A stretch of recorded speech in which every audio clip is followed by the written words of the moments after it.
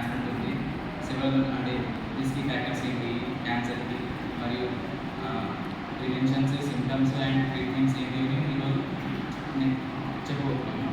First cancer development in 3 స్టేజెస్లో జరుగుతుంది అనమాట. ఫస్ట్ మ్యూటేషన్ అని ప్రాసెస్ జరుగుతుంది. ఫస్ట్ ఎవ్రీ ఆర్గానిజం అనేది, ప్రతి ఒక్క ఆర్గానిజం అనేది ఒక సెల్తోనే ఎక్కువ వస్తూ ఉంటుంది. సో ఆ సెల్ అనేది డివిజన్ జరుగుతుంది.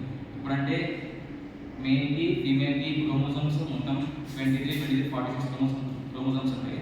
ఆ క్రోమోజోమ్స్ డివిజన్ అప్పుడు అండ్ క్రోమోజోమ్స్ అడిషన్ అప్పుడు అవి రెండు ఫామ్ అయ్యి న్యూ బేబీని ఫామ్ అయినప్పుడు అది జెనెటిక్ క్యాన్సర్ అంటారు. ప్లస్ ఇది మ్యూటేషన్ ప్రాసెస్లో ఏంటంటే జెనెటిక్స్లో ఎలా అంటే నార్మల్గా 1,20,000 ప్రాబ్లమ్స్ అనేది అంటే అప్రాక్సిమేట్లీ క్రియేట్ అయ్యాయి అన్నమాట నార్మల్గా. అప్పుడు ఆ సెల్ అనేది కంట్రోల్ మొత్తం న్యూక్లియస్లో కంట్రోల్ అవుతుంది in the form of DNA.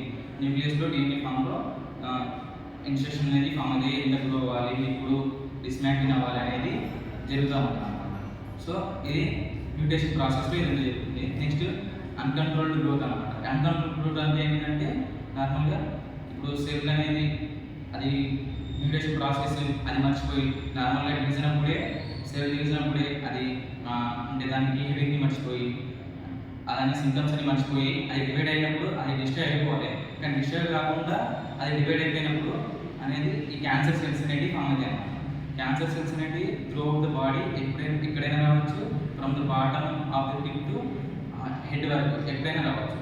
So అదనమాట. Next tumour formation. క్యాన్సర్ డెవలప్మెంట్లో థర్డ్ స్టేజ్ అనమాట. ట్యూమర్ ఫార్మేషన్ ఏంటంటే అన్కంట్రోల్ బాడీ మొత్తం ఫామ్ అయ్యి ఒక లాంగ్ టైం పీరియడ్లో అనమాట అంతవరకు ఫామ్ అయినప్పుడు ట్యూమర్ ఫార్మేషన్ అనేది. ఇక్కడ మళ్ళీ ఇది ఫార్మేషన్ ఆఫ్ క్యాన్సర్ అనమాట. నెక్స్ట్ టైప్స్ ఆఫ్ క్యాన్సర్స్ అనేవి చాలా రకాలు ఉంటాయి. మోర్ దాన్ 100 టైప్స్ క్యాన్సర్స్ ఉంటాయి. ఎందుకంటే ఈచ్ అండ్ ఎవ్రీ బాడీ ఏరియాస్లో ఎలాగైనా రావచ్చు, ఎప్పుడైనా రావచ్చు. ఆ సిమ్టమ్స్ డిఫరెంట్ ఉంటాయి. సో మెయిన్లీ నేను 5 టైప్స్ చెప్పాలనుకుంటున్నాను. First carcinoma and sarcoma and leukaemia and lymphoma and melanoma. అంటే కార్సినోమా అనేది ఏంటిదంటే స్కిన్ టైప్ క్యాన్సర్ అనమాట ఇది. నెక్స్ట్ లింఫోమా అనేదేమో లింఫాటిక్ సిస్టమ్ సంబంధించింది. సార్కోమా అనేదేమో బోన్స్కి సంబంధించింది, అంటే కనెక్టివ్ టిష్యూస్, కార్టిలేజెస్, బోన్స్ లాంటివి. మళ్ళీ లికేమియా అంటేనేమో బ్లడ్కి సంబంధించిన క్యాన్సర్ ఇది.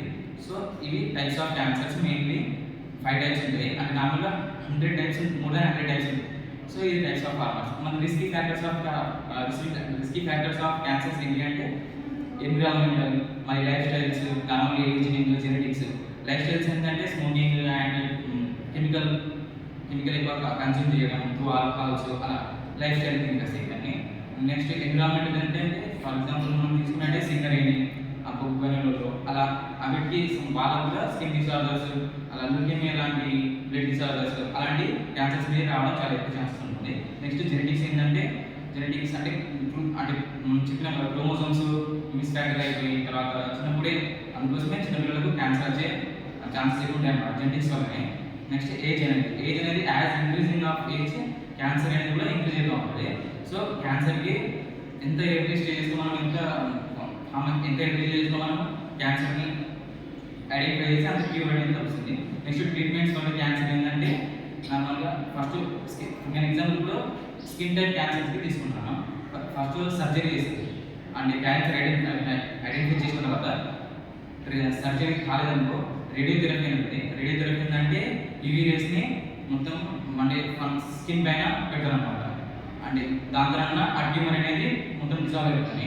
నెక్స్ట్ ఏంటంటే కీమోథెరపీ అంటే మనం సెకండ్ వరల్డ్ వార్లో స్టార్ట్ గ్యాస్ నుంచి నార్మల్గా అది పాయిజనస్ గ్యాస్ అనమాట. దాంతో మన బాడీలోకి ఇంజెక్ట్ చేస్తారు ఆ గ్యాస్ని. ఆ గ్యాస్తోనే మనకు దానిలో చాలా డిసడ్వాంటేజ్ ఉంటాయి అనమాట. ఎందుకంటే క్యాన్సర్స్, హెయిర్ ఫాల్, మళ్ళీ సైడ్ ఎఫెక్ట్స్ అలాంటివి జరుగుతాయి దానివల్ల ఆ పాయిజన్ గ్యాస్ని. దాన్ని ఓవర్కమ్ చేయడానికి వేరే కంట్రీస్ ఏం చేసినాయంటే ఇప్పుడు ఇమ్యూనోథెరపీ అనుకుంటారు అనమాట. అంటే అది ట్యూమర్స్ని ఫామ్ అవుతాయి కదా, సో దానికి ఎక్కువ ఇమ్యూనిటీ సిస్టమ్ అది మన ఆర్గాన్స్కి తీసుకుంటుంది కాబట్టి సో ఆ ఆర్గాన్ని ఇమ్యూనిటీ